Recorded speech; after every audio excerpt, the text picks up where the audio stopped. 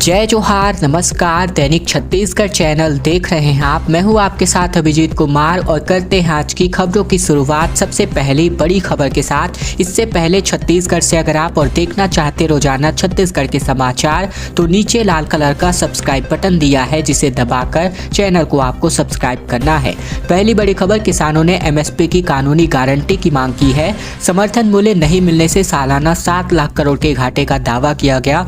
बोले इसके बिना अब किसानों के हालात नहीं सुधरने वाले।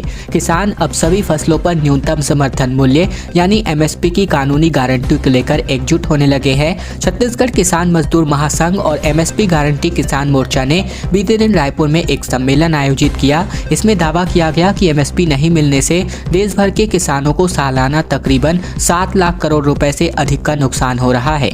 यह गारंटी दिए बिना केवल कर्ज माफी और सब्सिडी से किसानों और खेती के हालात नहीं सुधरेंगे। एमएसपी गारंटी किसान मोर्चा के अध्यक्ष और किसान नेता सरदार वीएम सिंह ने कहा कि सभी कृषि उपजों के लिए न्यूनतम समर्थन मूल्य की कानूनी गारंटी की मांग को लेकर देश के अग्रणी किसान संगठनों ने दिल्ली में लगातार बैठकें की हैं और सर्वसम्मति से एक सूत्री कार्यक्रम के तहत राष्ट्रीय एमएसपी गारंटी किसान मोर्चा बनाया गया है। साथ ही सेट्टी ने कहा कि इसका इलाज ना तो खाद, बीज और सिंचाई आदि के नाम पर दिया गया अनुदान काफी है, कर्ज माफी भी तो इसका कोई स्थायी समाधान नहीं है। इसके लिए सरकार को एमएसपी की गारंटी देनी ही होगी। प्रधानमंत्री आवास के लिए 6,500 मकानों की मंजूरी मिल गई है। इससे पहले 8,500 की मंजूरी को निरस्त किया गया है। छत्तीसगढ़ में प्रधानमंत्री आवास योजना के तहत बीएलसी घटक के अंतर्गत राज्य के नगरीय निकायों के लिए 5,888 आवासों की मंजूरी मिल चुकी है। इन मकानों के निर्माण के लिए केंद्रांश और राज्यांश की राशि मिल चुकी है। इस योजना के तहत 132 बीएलसी स्वीकृत किए गए हैं। वहीं दूसरी ओर इसी योजना के तहत स्वीकृत किए गए तकरीबन 60,000 मकानों में से 8,500 की मंजूरी निरस्त करी जा चुकी है। प्रधानमंत्री आवास योजना बीएलसी घटक के लिए 132 प्रोजेक्ट मंजूर किए गए हैं। इसके अलावा बात करें तो 64वीं बैठक के अंतर्गत 18 नवंबर को इस बैठक में प्रधानमंत्री आवास योजना सबके लिए आवास मिशन के अंतर्गत निकायवार परियोजनावार निकाय द्वारा हितग्राहियों को यहां पर 163 नवीन डीपीआर की स्वीकृति दी गई है। इसके अलावा बात करें तो इस संबंध में जो सूडा है यानी राज्य शहरी विकास अभिकरण ने इस संबंध में सभी संभागीय आयुक्तों को इसके लिए निर्देश जारी कर दिया है। साथ ही बात करें तो इसके अंतर्गत विभिन्न जो नगरीय निकाय हैं इनके लिए ये स्वीकृति दी गई है। आने वाले 3 दिनों में 4 से लेकर 5 डिग्री तक कम हो जाएगा तापमान। चक्रवाती तूफान का असर अब पूरी तरीके से खत्म हो गया है। उत्तर से अब ठंडी हवाओं का असर बढ़ने वाला है। छत्तीसगढ़ के मौसम पर चक्रवाती तूफान मंडौस का असर खत्म हो गया है। बीते दिन प्रदेश के कुछ जिलों में हल्के बादल छाए रहे, लेकिन शाम होते होते ये बादल छट आए। ऐसे में अब तापमान में गिरावट का दौर शुरू होगा। मौसम विभाग का अनुमान है कि अगले 3 से 4 दिनों के भीतर न्यूनतम तापमान में 4 से लेकर 5 डिग्री सेल्सियस की गिरावट रिकॉर्ड होगी। रायपुर मौसम विज्ञान केंद्र के वैज्ञानिक एचपी चंद्रा ने बताया कि प्रदेश में उत्तर से ठंडे और शुष्क हवाओं का आगमन शुरू हो चुका है। 16 दिसंबर को मौसम सूखा रहने के अलावा न्यूनतम तापमान में गिरावट होने की संभावना भी बन रही है। अगले 3 दिनों में प्रदेश के न्यूनतम तापमान में 4 से लेकर 5 डिग्री तक की गिरावट संभावित है, यानी मौसम सामान्य होने की स्थिति में पहुंच जाएगा। इसके अलावा रायपुर में सूर्योदय से पहले का दर्ज न्यूनतम तापमान 18 डिग्री सेल्सियस रहा, जो कि सामान्य न्यूनतम तापमान से 5 डिग्री सेल्सियस अधिक है। इसके अलावा बात करें तो पेंड्रा और अंबिकापुर में भी अभी भी स्थिति सामान्य नहीं है, क्योंकि छत्तीसगढ़ के ठंडे स्थानों में सुमार, पेंड्रा रोड, कवर्धा, नारायणपुर, अंबिकापुर, कोरिया और जसपुर में भी स्थिति सामान्य नहीं है। राजभवन ने आरक्षण विधेयक को नहीं लौटाया। सरकार से 10 सवाल पूछे। इनमें एसटी, एससी साथी को सामाजिक, आर्थिक और शैक्षणिक तौर पर पिछड़ा बताने का आधार भी शामिल है। छत्तीसगढ़ में आरक्षण विधेयकों पर सत्ता प्रतिष्ठानों के टकराव का मंच पूरी तरह से तैयार है। राज्यपाल ने 12 दिनों बाद भी आरक्षण संशोधन विधेयक पर हस्ताक्षर नहीं किए हैं। वहीं विधेयक को एक बार फिर से विचार करने के लिए भी सरकार को नहीं लौटाया है। अब राजभवन ने राज्य सरकार को 10 सवालों की एक फहरिस्त भेजी है। इसमें अनुसूचित जाति, जनजाति को सामाजिक, आर्थिक और शैक्षिक दृष्टि से पिछड़ा मानने का आधार पूछा गया है। इसके जरिए राजभवन ने कुछ कानूनी सवाल भी उठाए हैं। उच्च पदस्थ सूत्रों से मिली जानकारी के मुताबिक राजभवन ने सवाल किया है कि क्या इस विधेयक को पारित करने से पहले अनुसूचित जाति जनजाति का कोई डाटा जुटाया गया था, अगर हाँ तो इसका विवरण कहाँ है। 1992 में आए इंदिरा साहनी बनाम भारत संघ के मामले में उच्चतम न्यायालय ने आरक्षित वर्गों के लिए आरक्षण 50% से अधिक करने के लिए विशेष एवं बाध्यकारी परिस्थितियों की शर्त लगाई थी। उस विशेष और बाध्यकारी परिस्थितियों से संबंधित विवरण भी क्या है, इस संबंध में भी राज्यपाल ने यहाँ पर सरकार से सवाल किए हैं। चेन्नई के रास्ते कोयंबटूर से जुड़ा हुआ है रायपुर। अब सप्ताह में 3 दिन फ्लाइट का संचालन होने वाला है। चेन्नई के रास्ते रायपुर अब हवाई मार्ग के माध्यम से कोयंबटूर से भी जुड़ चुका है। रायपुर से चेन्नई की फ्लाइट का संचालन सप्ताह में 3 दिन मंगलवार, गुरुवार और शनिवार को किया जाता है। ये फ्लाइट मंगलवार को रायपुर से रवाना होकर चेन्नई के बाद कोयंबटूर तक पहुंची।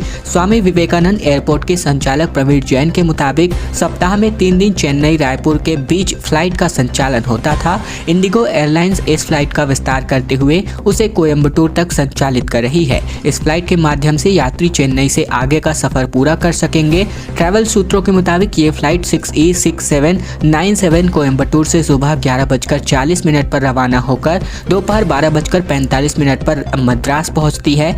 मद्रास से 1:25 पर टेक ऑफ करके रायपुर ये 3:30 बजे के तकरीबन लैंड हो रही है। हिस्ट्री सीटर कांग्रेस नेता की हत्या में सबसे बड़ा खुलासा हुआ है उनके पिता और उनके भाई के फ़ोन टैपिंग को लेकर के। फ़ोन पर अब भाई ने पिता से कहा था कि प्लान ए फेल हो गया, प्लान बी करेंगे। दरअसल ये घटना है बिलासपुर में बीती शाम को हुए हिस्ट्री सीटर संजू त्रिपाठी की सरेराह हुई हत्या में एक बड़ा खुलासा हुआ है।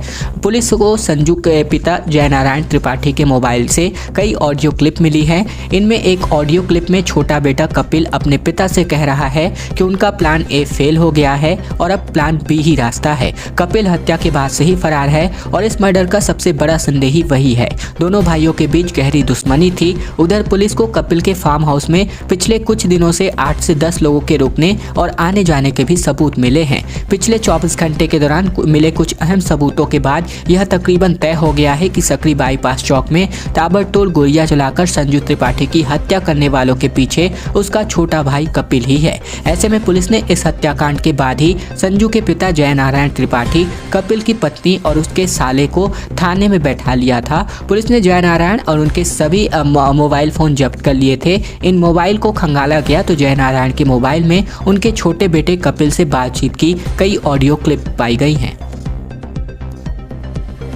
भिलाई में 2.5 साल बाद अब सिटी बस सेवा फिर से शुरू की गई है। पहले चरण में 8 बसें चलाई जा रही हैं। रायपुर जाने वाले लोगों को इससे राहत मिलने वाली है।